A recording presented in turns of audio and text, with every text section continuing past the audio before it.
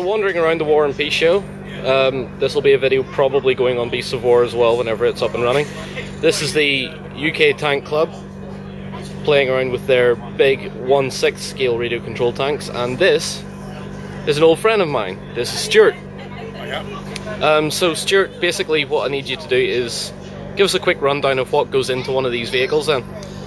Well, all these vehicles you see here are 1/6 scale with the odd model that's bigger or smaller.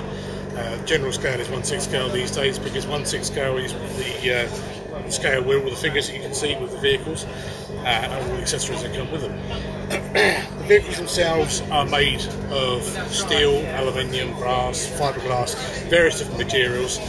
Some are scratch built with plastic guards, some have got wooden tops. Basically, at the end of the day, if it looks like a tank, it goes like a tank. As far as I'm concerned, it's a tank. Generally, you have a bog standard radio control system, which you can buy off the shelf in the local model shop. You'll have two big motors. Most of these cases, or these models that you have here, are 350 watt, 24 volt motors, fed by two big speed controllers, and the two speed controllers are controlled by the two sticks on the controller. So they drive very much like an ordinary tank. Also, of course, on the sticks on the radio control system, you've got the left and right. And generally, with a turreted tank, the left and right will control the traverse on the turret and also the elevation on the gun barrel itself. Also, with the models, you have sound systems. Generally, our sound systems come from a chap called Benedini in Germany. Very, very good systems, easy to set up and program. And they've all got the sound samples, the appropriate sound samples for the appropriate model. So a tiger sounds like a tiger, a panther sounds like a panther, etc., etc. Coupled with this, they have flashing LEDs which go off at various different times with the machine gun, the main gun, which if you put the LEDs in the appropriate place, the gun flashes when you make the sounds. Also tied up with that, of course, is the speed controller, so that when you throttle the model up and move the model makes the brum brum noise as it moves, and the faster it goes, the more noise it makes.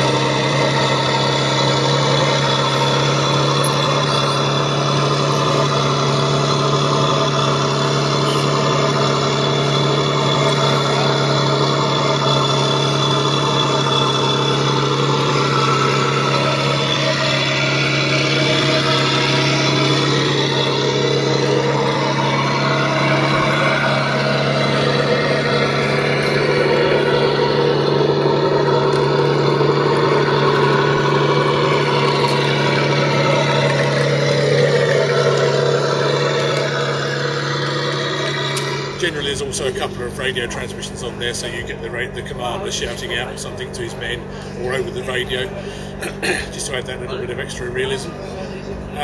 Also, most of the models have got smoke generators in the back, so they just puff out smoke in the back. Not easy to see in bright sunshine as we have today and strong breezes. Better in the winter time, of course, because the vapour shows up better against the colder air. So smoke, sounds, all the movement, the turret traverse, the guns flashing. Also, you've got some of the models have figures with rotating heads, and some of them have a head that will flip up and down. All adds just a little bit extra bit of realism. So, what sort of weight are we talking about in the 1/6 models? Difficult to say, but you're talking about the average model is probably 60 to 70 kilos. As I say, obviously these models are rather large. You can't put them in your own average bar scales, so you need to put them on a small weigh bridge or something like that, or a weigh bridge in a factory. But they've been weighed in the past, so the average is about sort of 50-60 kilos, so it's sort of 120 pounds sort of touch.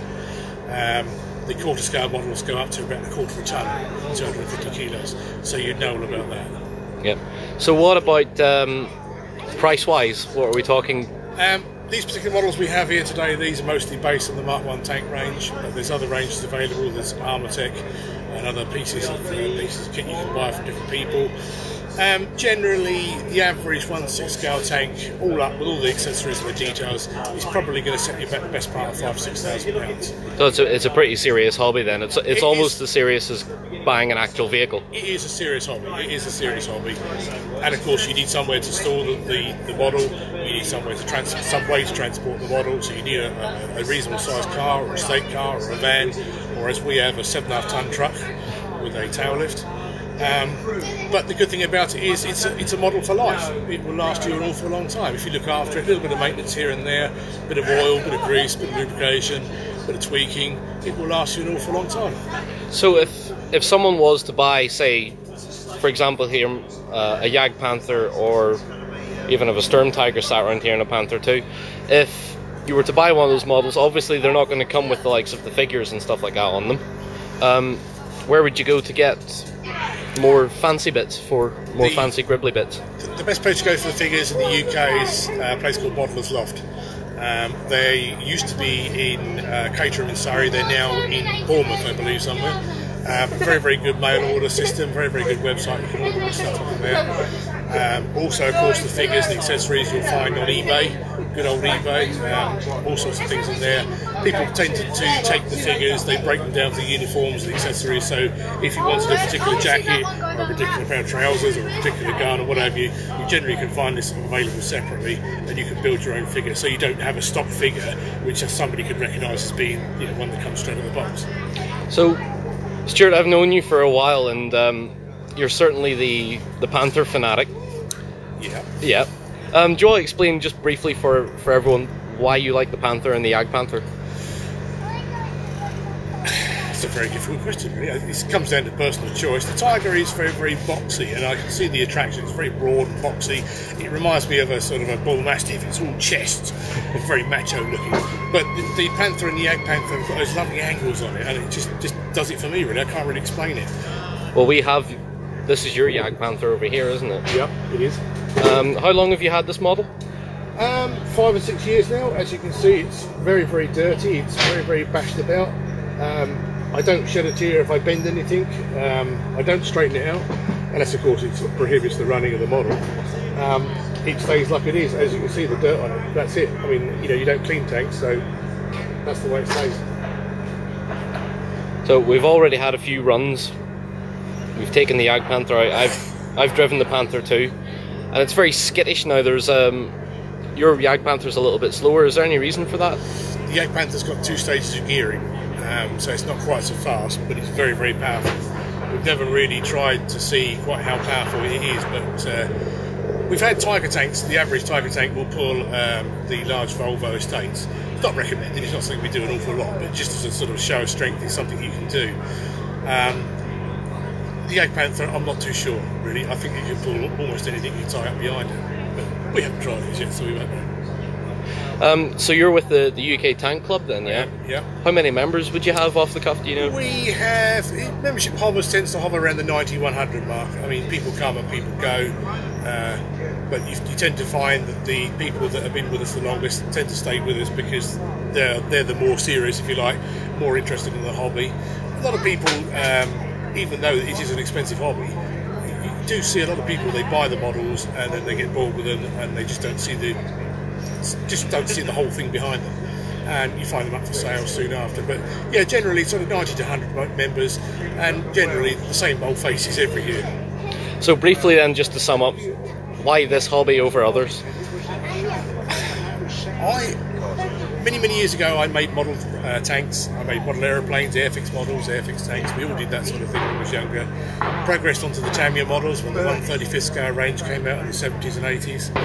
Then looked with envious eyes at the 1/16th scale models because at the time they seemed enormous. We all went on to 1/16th scale Tamiya models, and then slowly but surely this new range came out from abroad initially. Stories of 1/10 scale models, which seemed absolutely enormous against the Tamiya models, and then the 1/6 scale models, and then the 1/4 scale models. And I think it's just a natural progression, really. We were so interested in model tanks for years and years and years. It's just the way it's gone. The advantage, of course, with the model tank is it doesn't crash or it doesn't sink. It'll just stop. It can be a bit annoying, and you might have to try and struggle to get the thing home, but you know, it's doable. That's great, Stuart. Thank you very much for that.